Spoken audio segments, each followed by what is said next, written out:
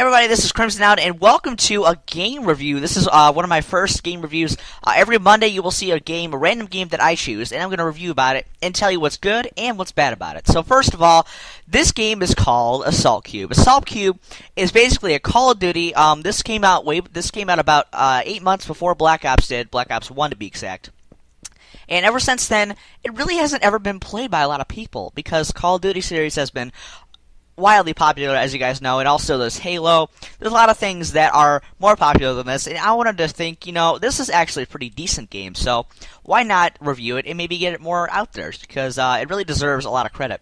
So anyway, I played this right before Black Ops came out, so I have not played this in a while. But anyway, one of the downsides of this game is, well, first of all, let's go into the actual categories. So the categories of my reviews are 3 categories. One are controls. Now, the controls are basically, the category is simple. Are the controls fitting the game? Like, are they easy to maneuver? Are they easy to, control in general? Now, the second category is the general gameplay. The general gameplay is basically, does the gameplay have, like, connections with any other game? Is it original? Does it have, is it just generally a fun game to play? And the third category, last but not least, is the graphics. And I'm going to talk to you about that later. The graphics are basically, in the title. The graphics are how good the graphics are, can they be improved, and how so. Now, these are going to be weighted on a 5-star scale. Basically, if I say, well, this is like 4 out of 5 stars, it's 4 out of 5 stars. So, it's just going to bounce around on star scales, alright?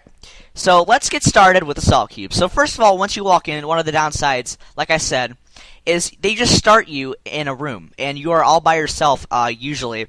And in order to get to a menu, you have to press Escape, and then you have to go to Multiplayer. So, let's go to Multiplayer, and I'll show you guys the multiplayer. The single player is what we're in right now. So, let's review, first of all, let's discuss the controls. So, the controls are basically WASD. Now, W is to walk forward, A is to the left, D is to the right, and S is to move backward. Now, those are the general gameplay keys in any game on the PC, usually, unless you go ahead and change them to your arrow keys. So that's pretty easy to maneuver. Everyone knows its controls. Now, the shoot is the left mouse button on any mouse. Then the right mouse on a sniper is to aim, but you really don't generally use the right mouse on a machine gun. Alright, so right now there's 3 categories of guns in this game that they automatically put you with. 1 is the SMG, usually.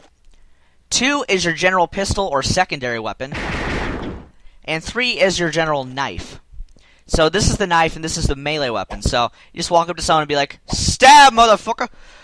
So that's basically the 3 weapons in this game. So on the general basis of the control scale, I'm going to rate it a 5 out of 5.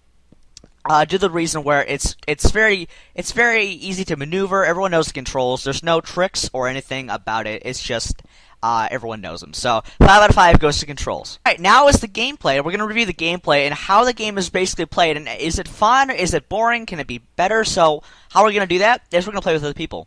So you're gonna go to Escape and click Multiplayer, and we're gonna click Join a Server.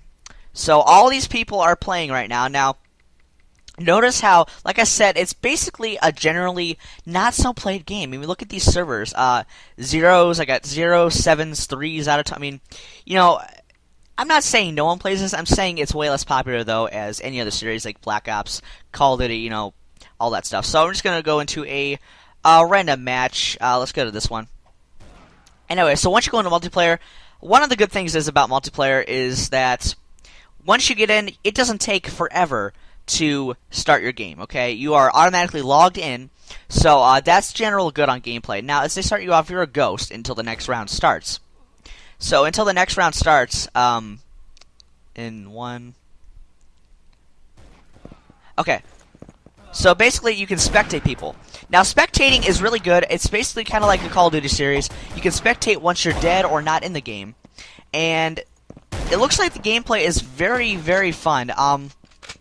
The gameplay can be a little bit laggy on some areas, but in general, it's a basically pretty good and well thought out game. So,